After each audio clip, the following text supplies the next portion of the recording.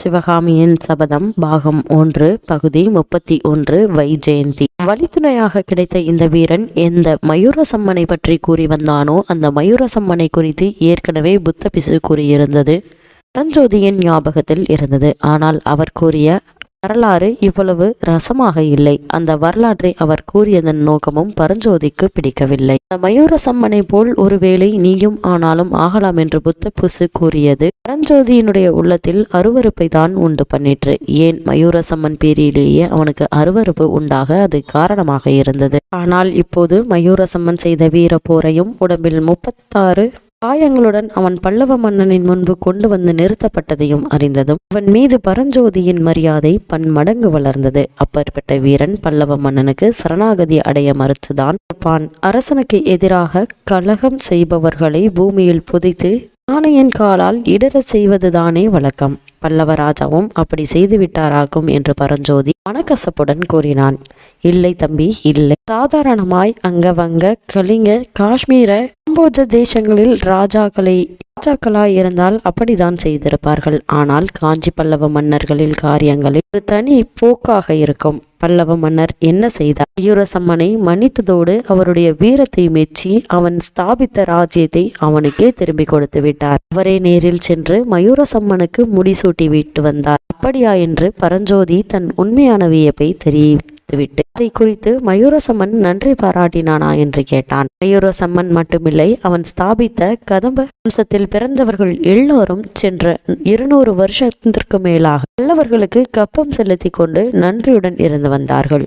கிருஷ்ணா துங்கபத்திரை நதிக்கரை ஓரமாய் அவர்களுடைய ராஜ்யமும் பெருகி வந்தது. கொஞ்ச காலத்திற்கு பிறகு வைஜெயந்தி பட்டணத்தில் தங்கள் தலைநகரை ஸ்தாபித்து கொண்டார்கள். அவர்களுக்கு ஆபத்து நேர்ந்த சமயங்களில் பல்லவ மன்னர்களும் வேண்டிய உதவி புரிந்து வந்தார்கள். 20 வருஷத்துக்கு முந்தி புலிகேசியனுடைய சிற்றப்பன் மங்களகேசன் கதம்ப ராஜ்யத்தின் மீது படையெடுத்த செய்தி தெரியுமோ இல்லையோ? தெரியாதே, அது என்ன விஷயம் என்று பரஞ்சோதி ஆவலுடன் கேட்டான். ஆமாம், நீ சிறு பிள்ளை, உனக்கு எப்படி அது தெரிந்திருக்கு? இப்போது ராட்சச ரூபம் கொண்டு பல்லவ சாம்ராஜ்யத்தின் மீது படையெடுத்து வருகிறானே அந்த புலிகேசியும் அவனுடைய தம்பிமார்களும் சிறு பிள்ளையாக இருந்தபோது அவர்களுடைய சிற்றப்பன் மங்களகேசன் என்பவன் வாதாபி ராஜ்யத்தை ஆண்டு வந்தான். அவனுக்கு திடீரென்று அயல் நாடுகளை கைப்பற்றி பெரிய சக்கரவர்த்தி ஆக வேண்டும் என்ற ஆசை உண்டாயிற்று. துங்கபத்திரையை கடந்து கதம்ப ராஜ்யத்துக்குள் பிரவேசித்தான். வைஜெயந்தி நகரம் வரையில் வந்து அந்த நகரை முற்றுகை போட்டு விட்டான். அப்போது வடக்கு மண்டலத்து பல்லவ சைன்யம்தான் கதம்பராஜாவின் ஒத்தாசைக்கு சென்றது.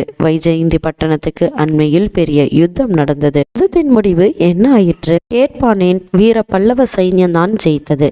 சலுக்கியர்கள் தோற்று பின்வாங்கி ஓடினார்கள். ஆஹா, இப்போது மட்டும் அந்த சாளுக்கியர் படை பல்லவ சைன்யமும் பின்தொடர்ந்து போய் அடியோடு நிர்மூலம் செய்திருந்தால் இப்போது இந்த யுத்தமே வந்திருக்காது என்றான் அவ்வீரன். அந்த பழைய வரலாறுகளை எல்லாம் அறிந்து கொள்வதில் பரஞ்சோதிக்கு ரொம்பவும் சுவாரஸ்யமாயிருந்தது. யுத்தங்களை பற்றியும் அவை நடந்த முறைகளை பற்றியும் வெற்றி தோல்விகளை பற்றியும் தெரிந்து கொள்ள அவனுக்கு மிகவும் ஆவலாயிருந்தது. விழா இல்லாத முன்னிரவில் வழி பிரயாணத்தில் அலுப்பு தெரியாமல் இருப்பதற்கும் அது ஏதுவாயிற்று. தோல்வியடைந்து ஓடிய சாளுக்கிய சைன்யத்தை பல்லவ சைன்யம் ஏன் தொடர்ந்து போகவில்லை என்று அவன் கேட்டான். அதற்கு பல காரணங்கள் உண்டு. முக்கியமான காரணம் என்னவென்றால் வைஜெயந்தி பட்டணத்துக்கு அருகில் நடந்த யுத்தத்தில் பல்லவ சைன்யம் ஒரு பெரிய நஷ்டத்தை அடைந்தது. பல்லவ சேனாதிபதி அந்த போரில் உயிர் துறந்தார். பரஞ்சோதியின் நினைவு சற்றென்று வேறு பக்கம் திரும்பியது. ஐயா, அந்த வீர பல்லவ சேனாதிபதியின் பெயர் என்ன என்று அவன் கேட்டான். நீ கேள்விப்பட்டதில்லையா? சேனாதிபதி கலிப்பகைதான், இப்போதுள்ள கலிப்பகையாரின் மாமன். கேள்விப்பட்டிருக்கின்றேன். அந்த வீர புருஷரை மனம் செய்து கொள்வதாக இருந்த திலகவதியாரை பற்றியும் கேட்டிருக்கிறேன் என்று பரஞ்சோதி பக்தி பரசத்துடன் கூறினான். உனக்கு எல்லாம் தெரிந்திருக்கிறதே, நீ பெரிய சைவன் போல் இருக்கிறதே என்றான் அவ்வீரன். ஆம் ஐயா என்றான். உற்றார் உறவினர் எல்லோரும் செய்வர்கள்தான். திருநாவுக்கரசு அடிகளை தரிசிப்பதற்கென்று நான் கிளம்பி காஞ்சிக்கு வந்தேன் என்று கூறி பரஞ்சோதி சற்றென்று நிறுத்தினான். அப்படியா தம்பி, நானும் சைவன்தான். திருநாவுக்கரசரை நீ காஞ்சியில் தரிசிக்கவில்லையா? இல்லை. ஏன்? அதற்குள் இந்த வேலை வந்துவிட்டது. எந்த வேலை? பரஞ்சோதி சற்றென்று நிதானித்து, ஐயா, என்னுடைய வேலை என்ன என்பது பற்றி நீங்கள் ஒன்றும் கேட்காவிட்டால் நான் பொய் சொல்ல வேண்டிய அவசியமும் ஏற்படாது என்றான். ஆகா, நீ வெகு புத்திசாலி பிள்ளை என்றான் அவ்வீரன். பிறகு சொன்னான், தம்பி, உன் மாதிரியே எனக்கு ஒரு புதல்வன் இருக்கிறான். உன் வயதேதான் அவனுக்கும். இந்த பிரயாணத்தில் என்னோடு தானும் வர வேண்டும் என்று பிடிவாதம் பிடித்தான். நான் கூடாது என்று தடுத்து விட்டேன். ஆனால் அவனுக்கு என் பேரில் கோபம். இப்படிப்பட்ட ஒரு வீர தந்தையை பெற்ற அதிர்ஷ்டசாலியை குறித்து பரஞ்சோதியின் மனதில் சிறிது பொறாமை உண்டாயிற்று. அந்த தகாத எண்ணத்தை பரஞ்சோதி மறக்க முயன்றவனாய், ஐயா, வைஜெயந்தி யுத்தத்தை பற்றி கூற இடையில் நிறுத்திவிட்டீர்களே. அந்த போரில் சேனாதிபதி கலிப்பகை உயிர்த்துறந்ததாக சொன்னீர்கள். ஆனால் பல்லவ சைன்யத்திற்கு வேறு சேனாதிபதி கிடைக்கவில்லையா? தோற்று ஓடிய சாளுக்கியர்களை தொடர்ந்து பல்லவ சைன்யம் ஏன் போகவில்லை என்று கேட்டான். விசித்திரசித்தர் என்று பட்டப்பெயர் பெற்ற காஞ்சி சக்கரவர்த்தி நீ பார்த்திருக்கிறாயா தம்பி என்று பொருத்தமில்லாமல் கேட்டான் அவ்வீரன். பரஞ்சோதி மௌனம் சாதித்தான். அவனுடைய மௌனத்தை பாராட்டி அவ்வீரன் தலையை ஆட்டிவிட்டு மேலே சொல்கிறான். விசித்திரசித்தர் அந்த காலத்தில் மிக மிக விசித்திரமான எண்ணங்களை கொண்டிருந்தார். உலகத்தில் யுத்தம் என்பதே கூடாது, பகைமையும் துவேஷமும் இருக்கக்கூடாது. எல்லா ஜனங்களும் சிற்பம் முதலிய கலைகளில் ஈடுபட்டு ஆடல் பாடல்களில் ஆனந்தமாய் காலம் கழிக்க வேண்டும் என்ற எண்ணங்கள் அவர் மனதில் குடிக்கொண்டிருந்தன. நமக்கு இருக்கிற ராஜ்யம் போதும், அது கணத்திற்கு என்ற வைராகியத்தையும் கொண்டிருந்தார். அப்பேற்பட்ட சமயத்தில் புலிகேசியிடமிருந்து சமாதான கோரிக்கையும் கிடைக்கவே யுத்தத்தை நிறுத்தும்படி கட்டளை போட்டுவிட்டார் புலிகேசி. புலிகேசி எப்போது அரசனானான், சிற்றப்பன் மங்களகேசன் ராஜ்யத்தின் மேலுள்ள ஆசையினால் புலிகேசியையும் அவன் தம்பிகளையும் சிறையில் போட்டிருந்தான். மங்களகேசன் வைஜெயந்தியின் மேல் படையெடுத்த போது புலிகேசியும் அவன் தம்பிமார்களும் சிறையிலிருந்து தப்பி வெளியே வந்து விட்டார்கள். தோல்வியடைந்து திரும்பிய மங்களகேசனை கொன்றுவிட்டு வாதாபி மன்னனாக புலிகேசி முடிசூட்டி கொண்டான். உடனே காஞ்சி சக்கரவர்த்திக்கு சமாதான தூது அனுப்பினான். நாக சர்ப்பத்துடன் சமாதானம் செய்து கொண்டது போல் அந்த பாதகனுடன் மகேந்திர சக்கரவர்த்தி அப்போது சமாதானம் செய்து கொண்டார்.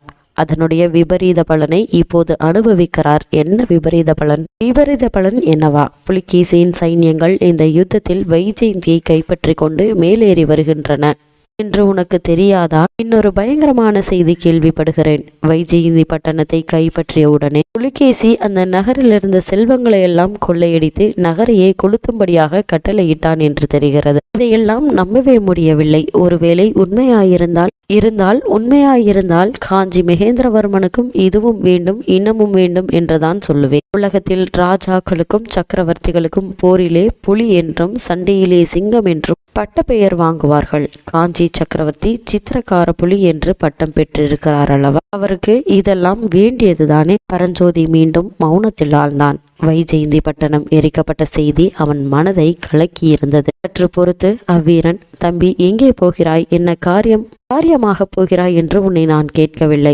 ஆனால் இன்று ராத்திரி எங்கே தங்குவதாக உத்தேசம் என்று சொல்வதில் உனக்கு ஆட்சேபம் ஒன்றுமிராதே என்றான். இந்த மலையை தாண்டியதும் அப்பால் ஒரு மகேந்திர விடுதி இருப்பதாக சொன்னார்கள். அதில் தங்கலாம் என்று எண்ணியிருந்தேன். இருட்டுவதற்கு முன்னால் மகேந்திர விடுதிக்கு போய் சேர்ந்து விடலாம் என்று நினைத்தேன். அதோ பார் வெளிச்சத்தை. நீ சொன்ன மகேந்திர விடுதி, அந்த வெளிச்சம் தெரிகிறதே, அந்த வீடுதான். நானும் இன்றிரவு அங்கேதான் தங்க போகிறேன் என்றான் அவ்வீரன்.